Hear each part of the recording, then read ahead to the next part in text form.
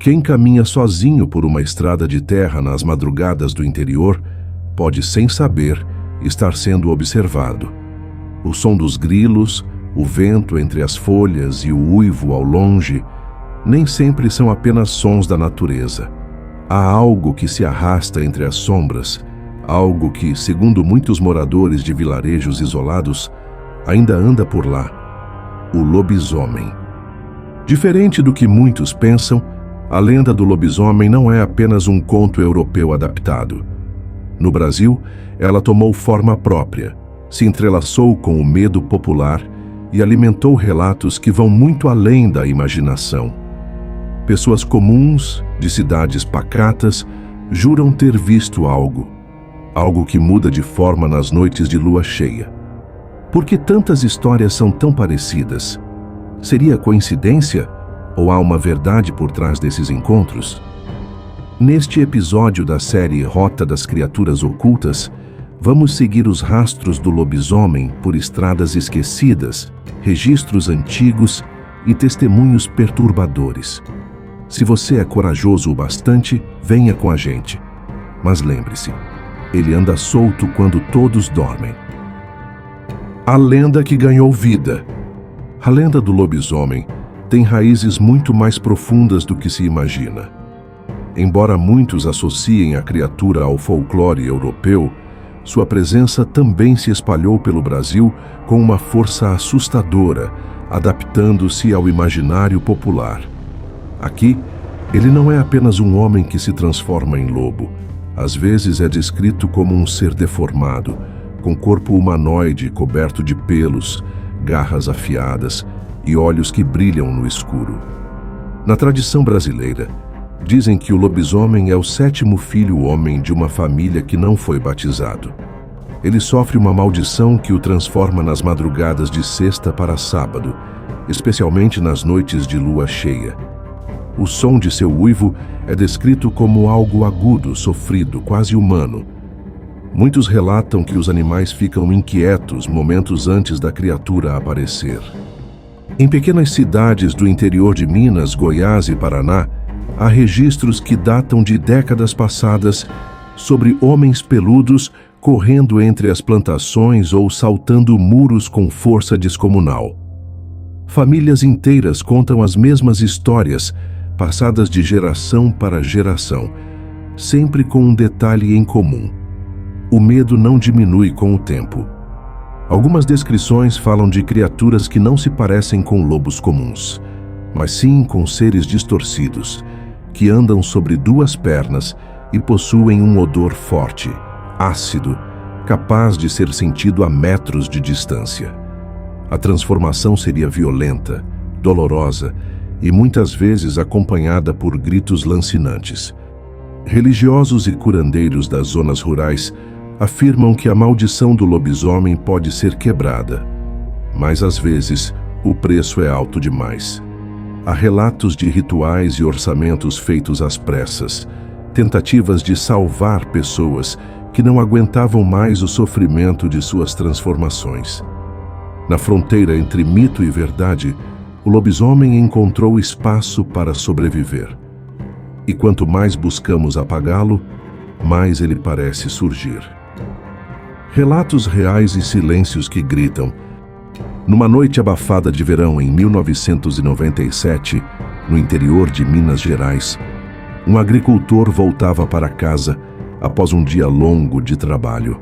No meio do caminho, sentiu um cheiro estranho, como carne queimada misturada com terra molhada. Foi quando viu, entre a vegetação, 2 olhos brilhantes o observando. Não era um animal comum. Ele fugiu. 3 dias depois, seu cachorro desapareceu.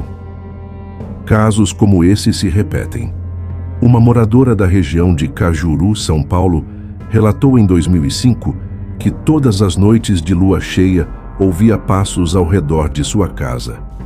Pegadas grandes eram encontradas pela manhã e os galinheiros estavam frequentemente arrombados.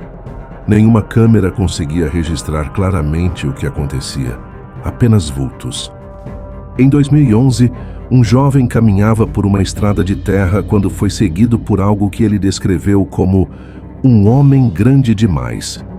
Ele tentou fugir, mas caiu e bateu a cabeça. Foi encontrado desacordado e, ao acordar, disse que ouviu uivos e grunhidos ao seu redor. Os médicos atribuíram ao trauma, mas o medo em seus olhos dizia outra coisa. Outros relatos vieram de motoristas noturnos. Caminhoneiros afirmam que viram criaturas atravessando estradas no meio da madrugada, rápidas demais para serem animais normais. Alguns evitam certas rotas em noites de lua cheia. Outros carregam objetos religiosos nos painéis.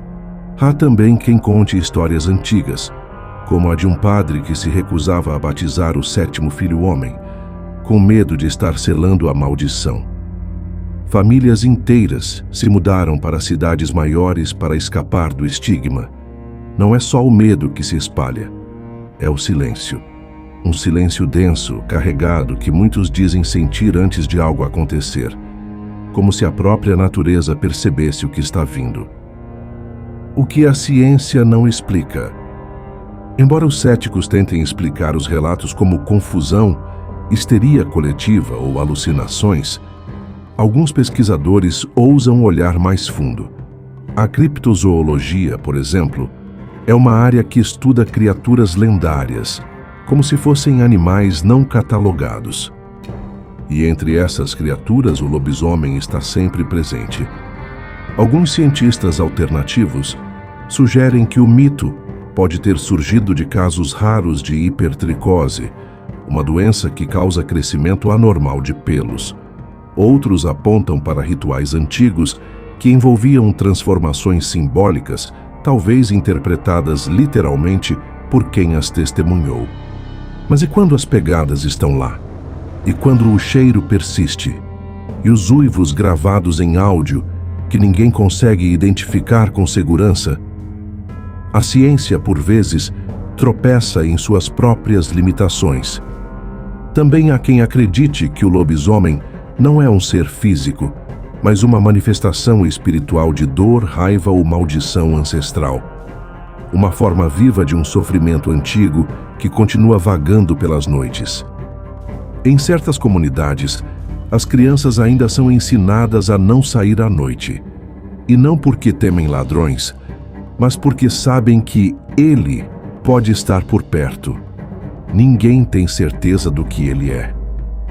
Mas todos, em algum nível, acreditam que o lobisomem existe, porque o medo dele é velho demais para ser apenas um boato. Enquanto muitas criaturas são esquecidas com o tempo, o lobisomem continua voltando. Nas conversas ao redor da fogueira, nos uivos que cortam a madrugada, nas pegadas que aparecem onde não deveriam. Ele resiste ao ceticismo, à ciência e ao esquecimento. Talvez porque o lobisomem represente mais do que uma criatura sobrenatural. Talvez ele seja um reflexo dos nossos medos mais antigos, daquilo que se esconde dentro da gente, ou nas sombras do mundo. Seguiremos investigando, cruzando estradas e escutando quem tem coragem de contar. Porque a rota das criaturas ocultas está apenas começando. E você? Acredita no lobisomem? Deixe sua resposta nos comentários e até a próxima. Abraço.